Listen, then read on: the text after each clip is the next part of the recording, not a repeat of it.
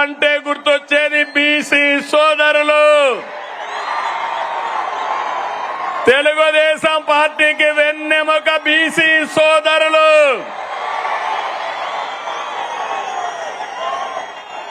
NDA కూటమి మీ అభివృద్ధికి కట్టుబడి ఉన్నాం. నేతన్నకు విద్యుత్ రాయితీలు, మత్స్యకారులకు ఆర్థిక సహాయం, గీత కార్మికులకు మద్యం షాపులో 10% కేటాయింపులు, నాయి బ్రాహ్మణులకి జీతాలు పెంపు, సెలూన్లకి ఉచిత విద్యుత్, పేదవాళ్ళందరికీ సోలార్ రూఫ్ టాప్ కింద 70,000 98,000 రూపాయలు ఎక్కడికక్కడ సబ్సిడీ ఇస్తున్నాం.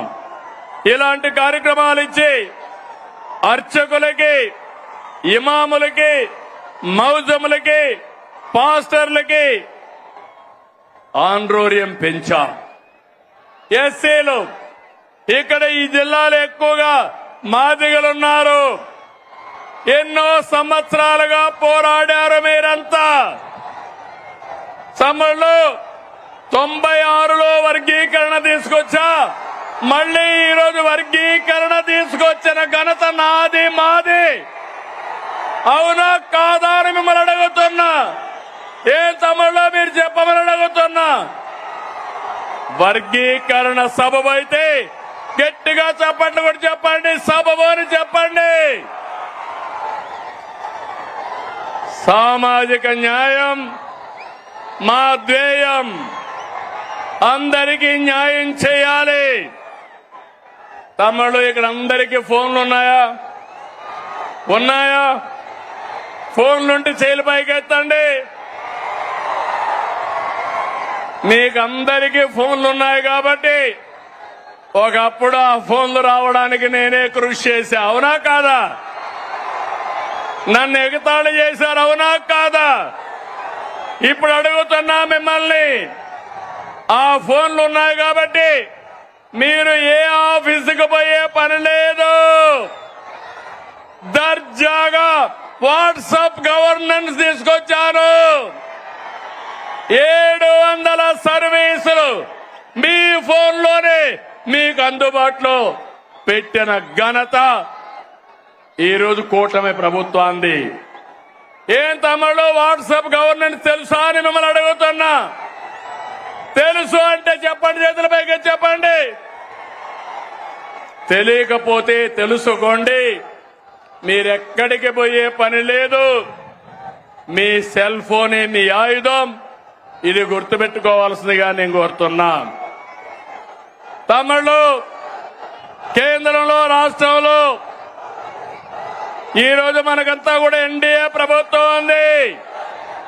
మన రాష్ట్రంలో డబల్ ఇంజన్ సర్కార్. అందుకే డబల్ డిజిట్ గ్రోత్. 2 ప్రభుత్వాలు మనవే కాబట్టి పనులు సుజావుగా అవుతున్నాయి. కేంద్రం సహకరిస్తా ఉంది. నేను ఆ రోజు ఒక మాట చెప్పాను. సంపద సృష్టిస్తానని చెప్పాను. ఆదాయాన్ని పెంచుతానని చెప్పాను. పెంచిన ఆదాయం మళ్ళా ఈ పేదవాళ్లకు పంచుతానని కూడా అప్పుడే చెప్పాను.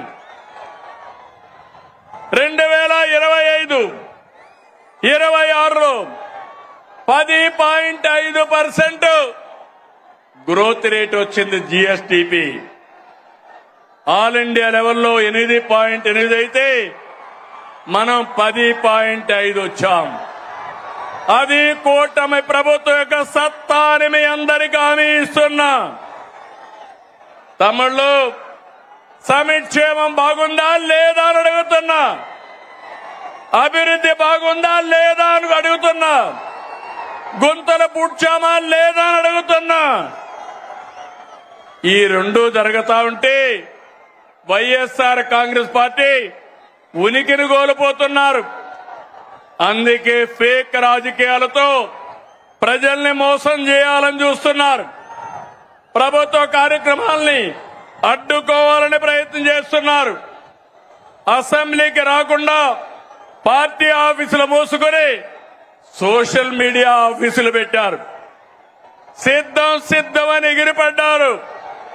అసెంబ్లీకి రండి, చర్చకు సిద్ధమా అని సవాలు విసిరుతున్నా అనంతపురం నుంచి. అవునా కాదా తమ్ముళ్ళు అని అడుగుతున్నా. అసెంబ్లీకి రావాలన్నా లేదని అడుగుతున్నా. ప్రతిపక్ష హోదా కావాలంటారు. రాజకీయాల్లో ఓనామాలు తెలియని వాళ్ళు. ప్రతిపక్ష హోదా నేనిచ్చేది కాదు. ఎవరిచ్చేది? ఎవరిచ్చేది చెప్పండి. మీరిచ్చేది ప్రతిపక్ష హోదా. ముఖ్యమంత్రి పదవి ఎవరిచ్చారు? నాకు ఎవరిచ్చారు? తమ్ముళ్ళు, మీరందరూ కలిసి ఆ నాయకుడికి ఒక క్లాస్ తీసుకోవాలా? తీసుకుంటారా అని అడుగుతున్నా. ప్రతిపక్ష హోదా అడగకుండా అసెంబ్లీకి రావాలని అవునా కాదా అని అడుగుతున్నా. అవునంటే గట్టిగా చెప్పండి, కూడా చెప్పండి. అసెంబ్లీకి రావాలి. లేకపోతే ఏం చేయాలి? రాజకీయాలకు అర్హులా ఇలాంటి వాళ్ళని అడుగుతున్నాను మిమ్మల్ని.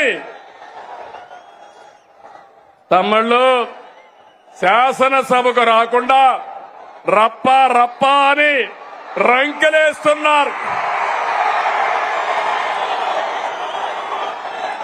తీరు మారిందా అని అడుగుతున్నా మిమ్మల్ని. రప్ప రప్ప అంటే ఇక్కడ చూస్తూ ఊరుకోవడానికి, ఇక్కడ ఉండేది సిబిఎన్ పవన్ కళ్యాణ్.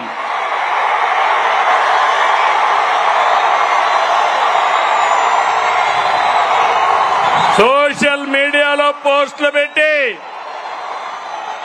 ఆడబిడ్డల్ని అవమానిస్తే ఖబర్దార్, జాగ్రత్తగా ఉండండి. అవమానించిన 5 నిమిషాల్లో మీ చొక్కా పట్టుకునే మా పోలీసు సిద్ధంగా ఉంటారు. ఏం తమ్ముడు, లాండ్ ఆర్డర్ అవసరమా లేదా? ఆడబిడ్డల్ని గౌరవించాలా లేదా? ఆడబిడ్డల్ని అవమానించే వాళ్ళని శిక్షించాలా లేదా అని మిమ్మల్ని అడుగుతున్నా. అవును అంటే గట్టిగా చెప్పండి అవునని. వచ్చి చూసి నేర్చుకోమంటున్నా. పులివెందల ఒంటెమిట్ట ఉప ఎన్నికల్లో ఏం జరిగింది తమ్ముళ్ళు చూశారు. ఏం చేశారు? రప్ప రప్ప అని ఆడిచ్చారా లేదా అని నేను అడుగుతున్నా. బెండు తీశారు. ఈ విషయం గుర్తుపెట్టుకోవాలి. ప్రజాస్వామ్యంలో హింసా రాజకీయాలు చేస్తే ఇక్కడ సిబిఎన్ ఉన్నాడు. మీరు ప్రపంచంలో ఎక్కడ దాక్కున్నా దోషులను తీసుకొచ్చి చట్టం ముందు నిలబెట్టే బాధ్యత నాదని మరొకసారి హామీ ఇస్తున్నా. తమ్ముళ్ళు, వైసీపీ నాయకుడిది ధృతరాష్ట్ర కౌగిలి.